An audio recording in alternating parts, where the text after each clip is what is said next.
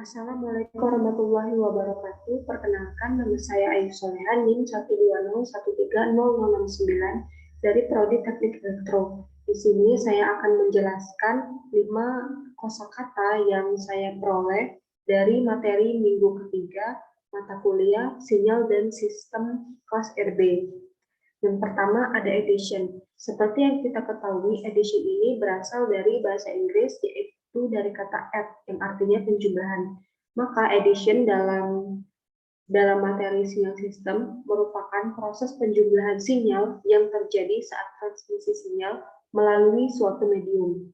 Sinyal yang dikirimkan oleh pemancar setelah melewati medium tertentu, misalnya udara, akan mendapat pengaruh kanal dan pengaruh tersebut tentunya akan ditambahkan pada sinyal aslinya. Misalnya, sinyal informasi yang terpengaruh oleh noise atau sinyal lain dari kanal, maka secara matematis pada sinyal tersebut akan terjadi proses penjumlahan, sehingga pada bagian penerima akan mendapatkan sinyal sebagai hasil jumlah sinyal asli dari pemancar dengan sinyal yang terdapat pada kanal tersebut. Lalu yang kedua ada sampling. Sampling merupakan proses mengubah sinyal analog yang berbentuk sinyal waktu kontinu menjadi sinyal waktu diskrit. Pada pengolahan sinyal digital yang menggunakan input berupa sinyal analog, diperlukan proses awal yang bernama digitalisasi melalui perangkat ADC atau analog to digital conversion, di mana sinyal analog harus melalui proses sampling, quantizing, dan coding. Demikian juga output dari prosesor digital harus melalui perangkat DAC atau Digital to Conversion agar outputnya kembali menjadi bentuk analog. Hal ini dapat kita amati pada perangkat seperti PC, sound system, dan lain halnya. Nah, untuk mendapatkan sinyal waktu diskrit yang dapat mewakili sifat sinyal aslinya, proses sampling harus memenuhi syarat ditulis. Jika proses sampling tidak sesuai dengan syarat, maka akan terjadi aliasing sinyal yang merupakan proses di mana sinyal waktu diskrit yang dihasilkan memiliki frekuensi yang berbeda dengan sinyal aslinya, sehingga tidak mewakili sifat sinyal aslinya. Syarat Nyquist adalah frekuensi sinyal sampling lebih besar dari 2 kali frekuensi sinyal yang akan disampling. Lalu yang ketiga ada Fourier transform. Fourier transform atau transformasi Fourier adalah melakukan analisa spektral pada sinyal audio. Fourier merupakan penyederhanaan domain frekuensi pada sinyal audio dengan menyimpan informasi gelombang sebagai jumlah fungsi sinusoid dari frekuensi-frekuensi berbeda. Fungsi sinusoid merupakan hasil pemecahan sinyal berdasarkan domain frekuensinya. Nilai fungsi sinusoid merepresentasikan nilai karakteristik sinyal audio tersebut. Suatu fungsi sinusoid dikatakan memiliki nilai benar apabila kumpulan nilai tersebut atau Fourier series dapat disusun menjadi sinyal audio yang sama lagi. Hasil dari Fourier transform ini adalah kumpulan domain frekuensi sinyal dalam jumlah kecil.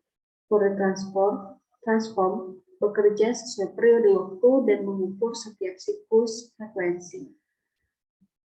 Yang keempat ada konvolusi. Konvolusi merupakan metode perhitungan untuk menentukan respons sistem. Pada sistem diskrit, metode perhitungan dengan cara penjumlahan akumulator, sedangkan pada sistem kontinu dengan cara integrasi. Jika Hn adalah respon impuls sistem linear diskrit dan Xn adalah sinyal masukan, maka sinyal keluarannya berupa Yn sama dengan Xn dikali dengan Hn. Konvolusi dilakukan berdasarkan respon impuls sistem yang menyatakan karakterisasi dari sistem tersebut. Secara matematis, respon impuls sistem dihitung menggunakan fungsi delta. Misalnya, kita mendapatkan Yn sama dengan 2xn plus 4x dalam kurung x-2, n-2. Untuk mendapatkan respon impuls sistem, maka diubah dengan mengganti xn agar dapat diselesaikan dengan lebih mudah. Dalam menghitung konvolusi, ada beberapa macam di antaranya. Yang pertama, konvolusi dengan metode respon penjumlahan dari dekomposisi sinyal Xn.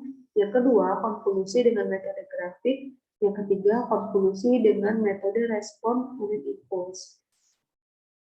Lalu yang kelima ada time shifting. Time shifting merupakan pergeseran waktu pada sinyal. Hal ini dapat kita misalkan jika memiliki sinyal XT, maka kita dapat mendefinisikan sinyal baru dengan menambahkan atau mengurangi nilai waktu. Secara grafis, operasi sinyal ini akan menghasilkan pergeseran positif atau negatif dari sinyal sepanjang porosnya. Namun, perlu kita perhatikan bahwa saat melakukan pergeseran waktu, maka tidak ada karakteristik sinyal yang berubah.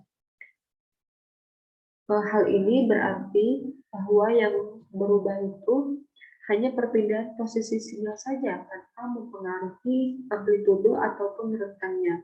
Secara matematis, time shifting dapat ditulis dengan Yn sama dengan Y dalam kurung N min K. Pergeseran waktu sinyal dikatakan positif apabila Xn bergeser ke arah kanan, dan sebaliknya apabila Xn bergeser ke arah kiri, maka akan dianggap sebagai nilai negatif. Sekian dari saya. Wassalamualaikum warahmatullahi wabarakatuh.